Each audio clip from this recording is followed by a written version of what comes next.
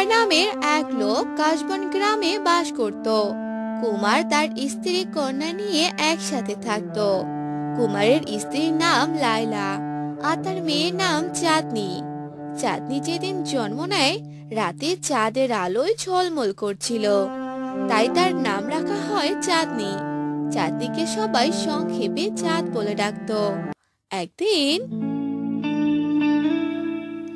চাঁদ মা, চাঁদ, কোথায় তুই?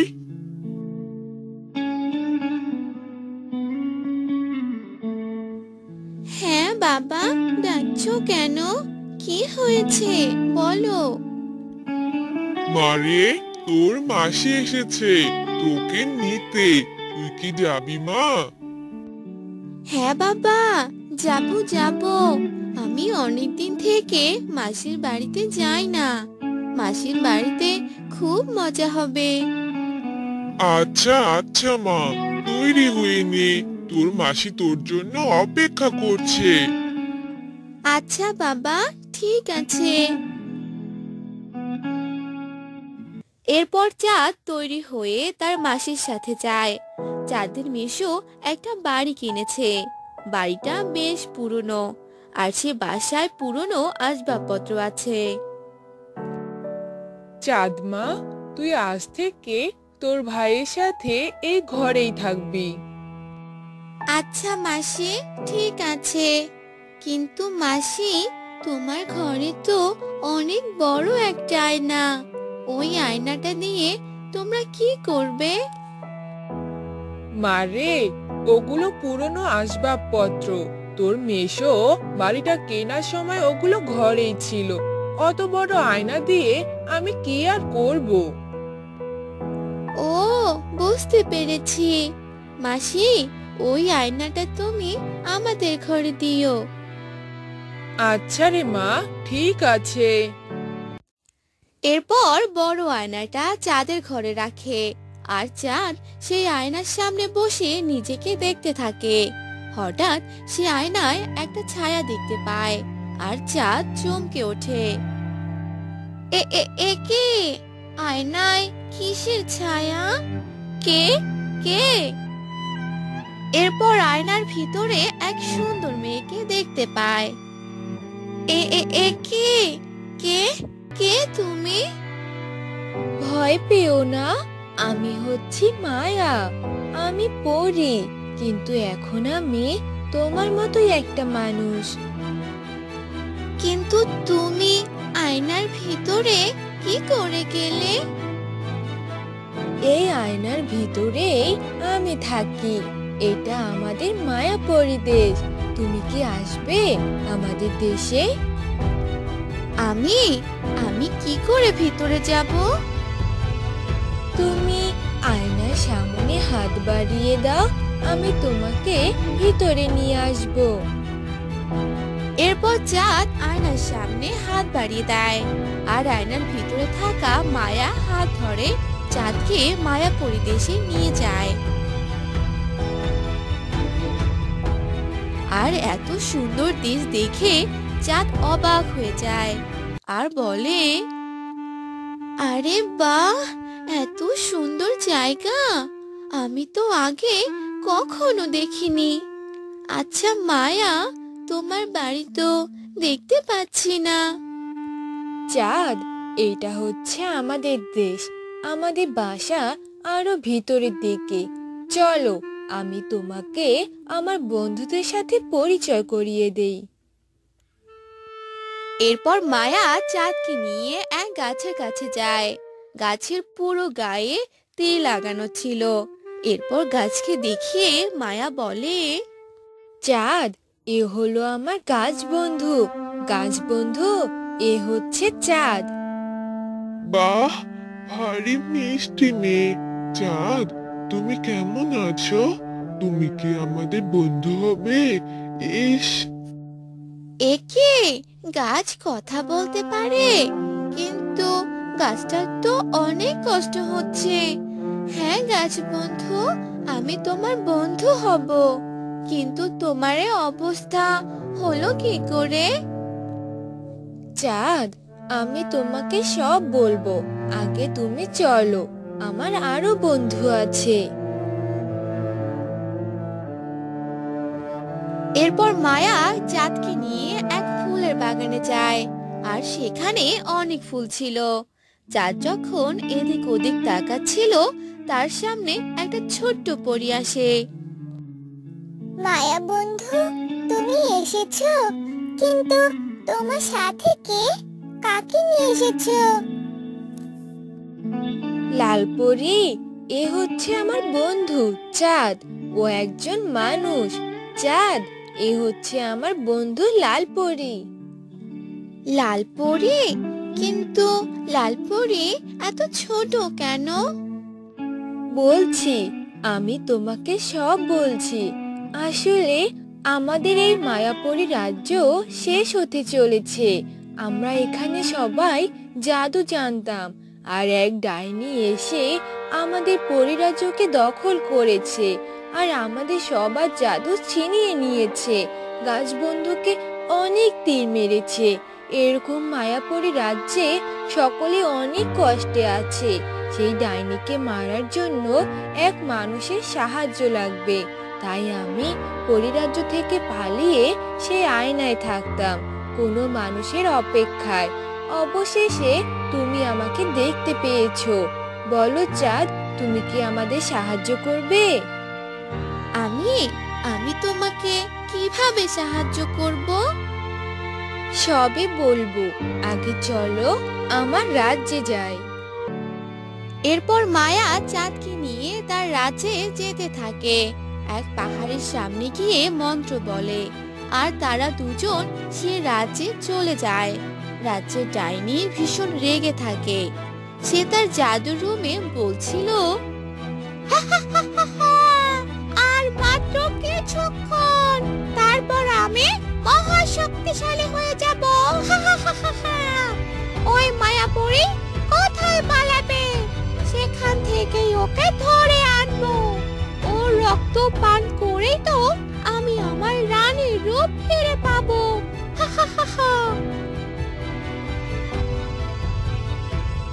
ডাইনি যখন এসব বলছিল, সেখানে মায়াপুরী আসে, আর মায়াকে দেখে ডাইনি বলতে থাকে,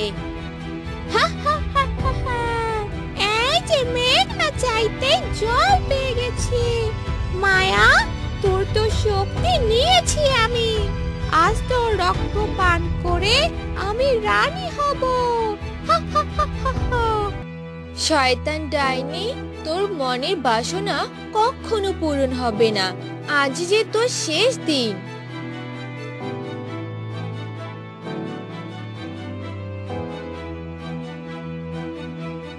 মায়া এ কথা বলতেই চাঁদ পিছন দিক দিয়ে ডাইনির মাথায় লাঠি দিয়ে জোরে মারে, আর ডাইনি সাথে সাথে বসে পড়ে। টেবিলে রাখা বোতলে জাদুর পানি মায়া পান করে, আর সাথে সাথে মায়া তার শক্তি ফিরে পায়, আর তার ডানাও হয়। শয়তান ডাইনি, এবার তুই কিভাবে রক্ষা পাবি? আজ যে তোর আর রেহাই নেই। আমি আমার শক্তি পেয়ে গেছি। আমাকে মেরো না, আমি আর তোমাদের কারো কোনো ক্ষতি করব না। ছেড়ে দাও আমাকে। না, তোমাকে আমরা কিছুতেই ছাড়বো না। তোমার কারণে এই রাজ্যের সবাই অনেক কষ্টে আছে। আজ আমার হাতে তোমার মৃত্যু। এ কথা বলে চাঁদ ডাইনির গায়ে আগুন ধরিয়ে দেয়, আর ডাইনি সেখানেই মারা যায়। এরপর মায়াপুরী রাজ্যে সবাই মুক্ত হয়ে যায়। সবাই চাঁদকে বিদায় দিচ্ছিল। মায়াপুরী, আমাকে এখন যেতে হবে।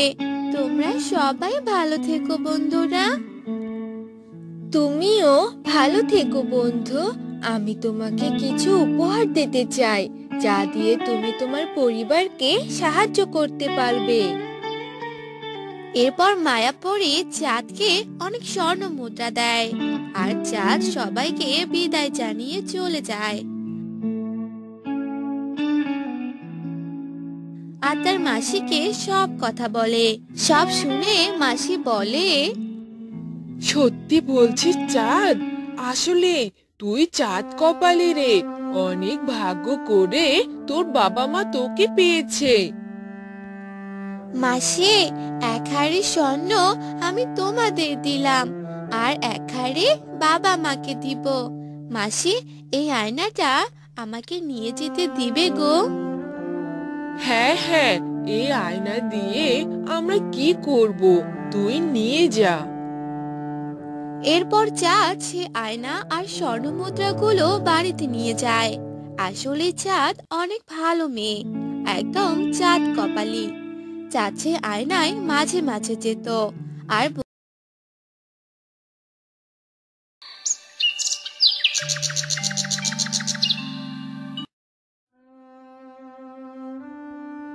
বাবা, ও বাবা, কোথায় তুমি?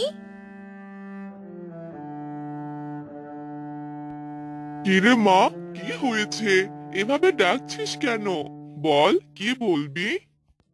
বাবা, আমাদের গ্রামে অনেক অসহায় মানুষ আছে, আমি তাদের সাহায্য করতে চাই। এটা তো খুবই ভালো কথা রে মা। তোর এই কথা শুনে আমার অনেক ভালো লাগলো। তুই যা করবি তাতেই আমি সহমত। আচ্ছা বাবা, ঠিক আছে।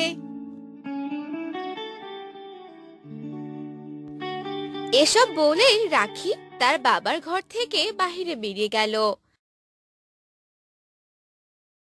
আর একদিন রাখি গ্রামের গরিব মানুষদের খাবার দিয়ে সাহায্য করতে থাকে।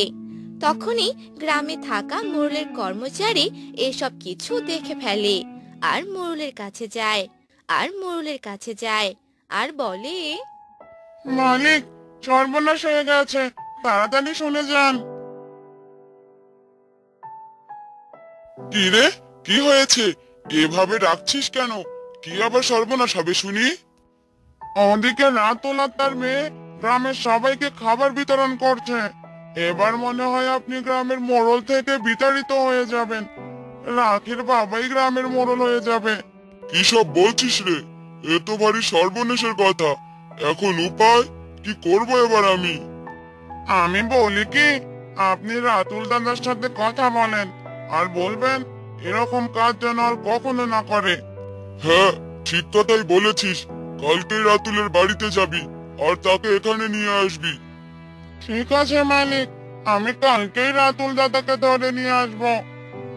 এ কথা বলে মোড়লের কর্মচারী সেখান থেকে চলে গেল।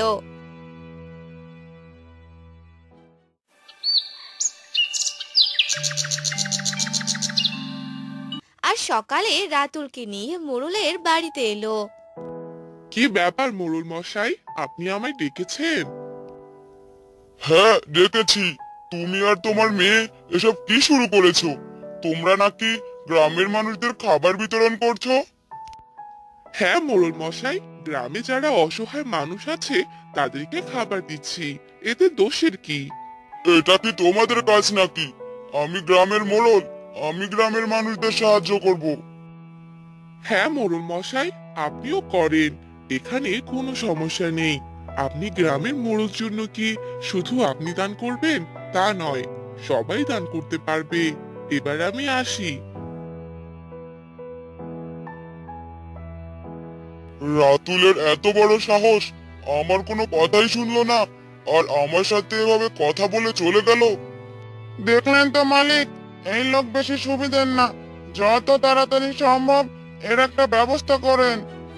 হ্যাঁ, তুই ঠিক কথাই বলেছিস, এর একটা ব্যবস্থা করতেই হবে। আচ্ছা, ঠিক আছে মালিক। এরপর মোড়লের কর্মচারী সেখান থেকে চলে গেল আর বাজার করে নিয়ে এলো। এভাবে কিছুদিন চলে গেল। একদিন মোড়ল তার কর্মচারীকে বলল, শোন, আমি শুনেছি ওই রাতুলের মেয়ের নাকি একটি দোকান আছে আর সেই দোকানের কারণেই তারা এত উন্নতি করতে পারছে। হ্যাঁ হ্যাঁ মালিক, আপনি ঠিক শুনেছেন। আমার কথা মন দিয়ে শোন, তোরা ওই দোকানটা ভেঙে দিয়ে আসবি, কেউ যেন কোনোভাবে কিচ্ছু টের না পায়। অন্যদিকে রাখি সেই দোকানে বসে সবাইকে খাবার দিচ্ছিল। তখনই সেখানে দুটো লোক চলে আসে আর তারা বলাবলি করতে থাকে। এই জানিস, শুনেছি মোড়লের বাড়িতে নাকি অনেক গহনা আছে। সেই ঘর থেকে সেগুলো গহনা চুরি করতে পারলেই আমরা তো ধনী হয়ে যাব। চল, আমরা কালকেই চুরি করতে যাব। আমরা তো এই গ্রামে নতুন, তাই এখানে কেউ আমাদের চিনবে না। এ কথা বলে তারা খাবার খেয়ে রাখিকে টাকা দিয়ে সেখান থেকে চলে গেল। তখনই রাখি বলতে লাগলো, সর্বনাশ হয়ে গেছে, এরা যে মোড়ল মশাইয়ের বাড়িতে চুরি করতে যাবে। না না, এ কথা মোড়ল মশাইয়ের কাছে পৌঁছাতে হবে। তাড়াতাড়ি দোকানটা বন্ধ করে মোড়ল মশাইয়ের বাড়িতে যাই। এ কথা বলে রাখি মোড়ল মশাইয়ের বাড়িতে গেল আর মোড়ল মশাইকে সব কথা জানিয়ে দিল।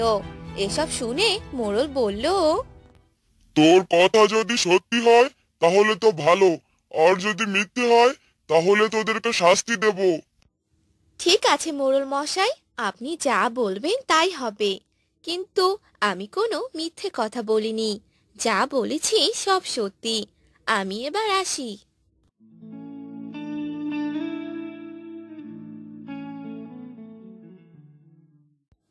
মোড়ল তার কর্মচারীকে এসব কথা জানিয়ে দিল, আর মোড়লের কর্মচারী ও আরো কজন সহ সারা রাত পাহারা দিল। আর তখন সে চোর মোড়লের বাড়িতে এলো আর চুরি করতে লাগলো। তখনই মোড়লের কর্মচারীরা তাদেরকে ধরে ফেললো। ধরেছি ধরেছি, মালিক তাড়াতাড়ি আসুন। এই, তোমরা কারা? কেন এসেছো? আমাকে ক্ষমা করে দিন মোড়ল মশাই, আমাদের অনেক বড় ভুল হয়ে গেছে। এরপর মোড়ল তাদের কাছ থেকে সবকিছু শুনে ফেলে আর তারা সব কথা বলে দেয়। এরপর মোড়ল সে চোরদের উপযুক্ত শাস্তি দিল আর মনে মনে ভাবতে লাগলো, যে আমার এত বড় উপকার করলো আর আমি কি না তার ক্ষতি চাচ্ছি? না না, এ কাজ আমি কখনোই করব না। তারপর মোড়ল তার কর্মচারীকে ডাক দেয় আর রাখির দোকান যেন না ভেঙে দেয় এ কথা বলে দেয় আর রাখিকে খবর দেয়। আর রাখি মোড়লের বাড়িতে আসে। আপনি আমায় ডেকেছেন? তোমায় অনেক ধন্যবাদ মা, তুমি যে আমার অনেক বড় উপকার করলে, অনেক বড় বিপদ থেকে আমায় বাঁচিয়েছো। না না মোড়ল মশাই, আপনি এভাবে বলবেন না। যে কাজ করলে সবার ভালো হবে, উপকার হবে, আমি সে কাজটাই করব। আমি কারো কোনোদিন ক্ষতি চাইবো না। তুই অনেক ভালো রে মা, আর আমি কি না? কিছু বললেন মোড়ল মশাই? না রে মা, কিছু না। আচ্ছা মোড়ল মশাই, আমি এবার আসি।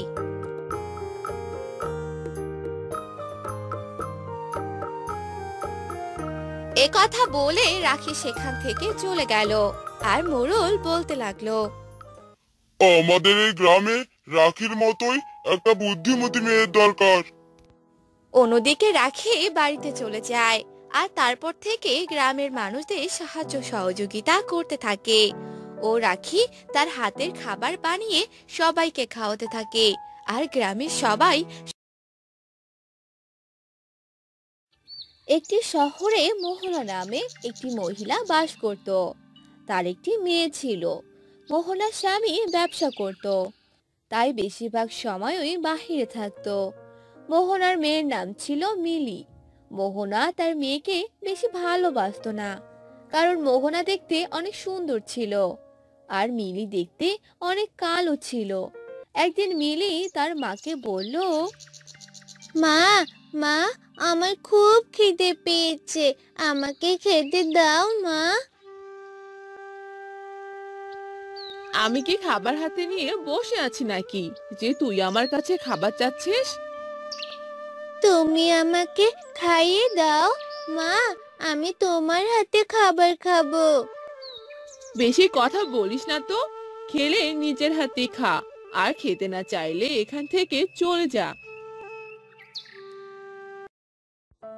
মা আমাকে একটুও ভালোবাসে না, আমাকে কোনো দিনও খাইয়ে দেয় না।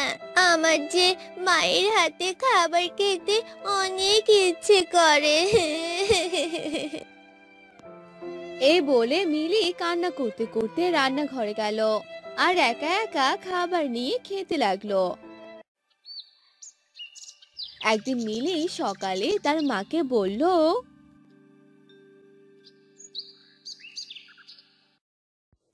মা, চলো না, তুমি আমাকে আজকে স্কুলে নিয়ে চলো। সবারই মা বাবা তাদের বাচ্চাদের নিয়ে স্কুলে আসে, কিন্তু তুমি আমাকে নিয়ে কখনো যাওনি। আজকে চলো না মা। আমি যদি তোকে নিয়ে তোর স্কুলে যাই তাহলে তো সবাই আমাকে নিয়ে অনেক হাসাহাসি করবে রে। বলবে মা আর মেয়ে একদম আলাদা। তোকে নিয়ে স্কুলে গেলে আমার তো কোনো মান সম্মান থাকবে না। বেশি কথা না বলে তাড়াতাড়ি স্কুলে চলে যা। এ কথা শুনে মিলির মন অনেক খারাপ হয়ে গেল। আর মিলি মন খারাপ করে স্কুলে চলে যায়।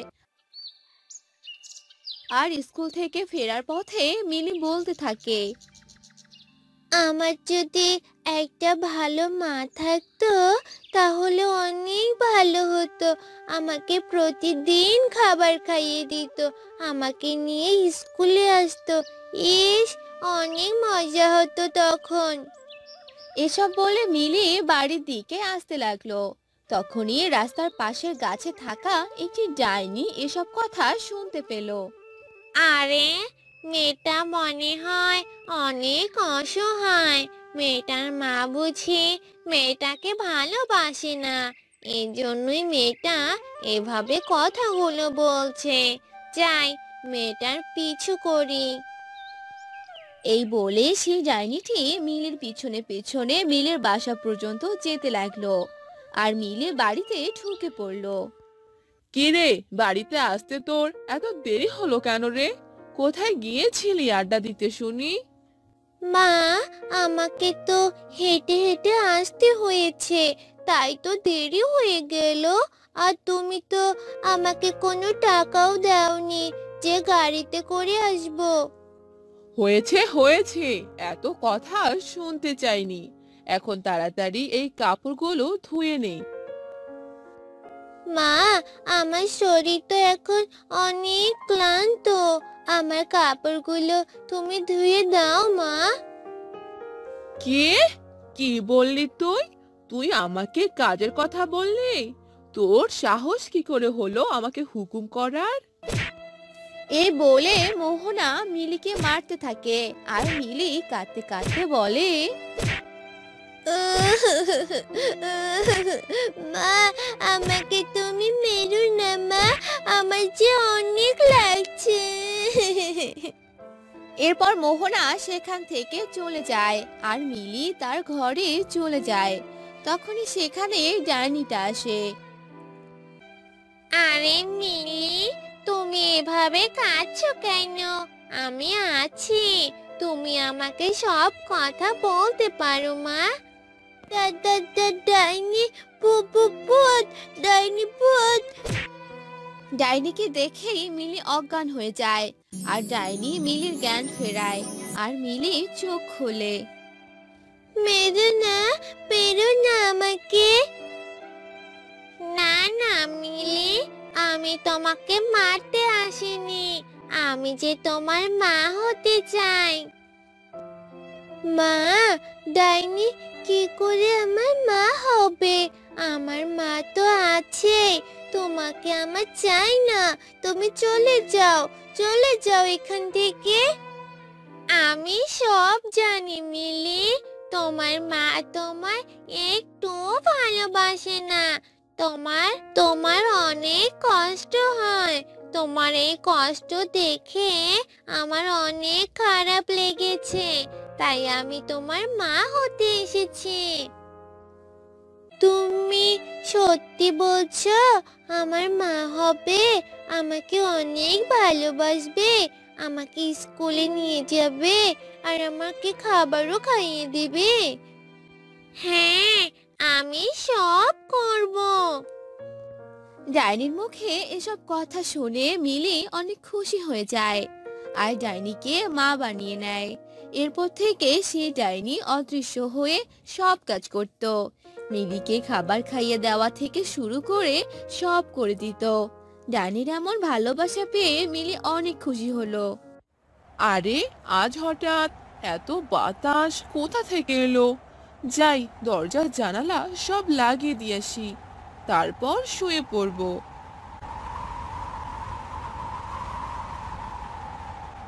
এরপর মোহনা সব জানালা দরজা লাগিয়ে দিল আর শুয়ে পড়লো। আর কিছুক্ষণ পর সেগুলো আবার খুলে গেল আর অনেক আওয়াজ করতে লাগলো। এসব আওয়াজ শুনে মোহনার ঘুম ভেঙে গেল। একে, আমি তো এসব লাগিয়ে রেখেছিলাম, কিন্তু এগুলো খুলে গেল কি করে? মোহনা বিছানা থেকে উঠে আবার সেগুলো লাগিয়ে দিল। আর দরজা লাগাতে গিয়ে মোহনা কারো পায়ের আওয়াজ শুনতে পেল। আরে এত রাতে আবার কে হাঁটছে? মিলে উঠেছে নাকি? যাই, দেখে আসি। এসব বলে মোহনা বাহিরে বের হলো আর পায়ের আওয়াজ শুনে শুনে সামনে যেতে লাগলো। আর মোহনা ডাকতে লাগলো, মিলি, মিলি। তখনই সেই ডাইনিটা মোহনার ঘাড়ে হাত দিল আর মোহনা চমকে উঠলো আর পিছনে তাকালো। ভূত, ভূত, ভূত, ভূত! আ!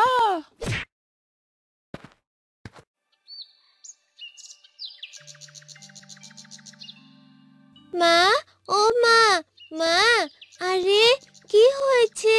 মা কথা বলছে না কেন? আরে আমি এখানে কেন? কি হয়েছে আমার? সেটা আমি কি করে বলবো? সেটা তো তুমি জানো। বুঝতে পেরেছি, আমার সব কিছু মনে পড়েছে। এ বাড়িতে ডাইনির আত্মা ঘুরছে। আমাকে আজই তান্ত্রিক নিয়ে আসতে হবে। ডাইনিকে তাড়াতেই হবে। যাই, তান্ত্রিককে গিয়ে খবর দেই।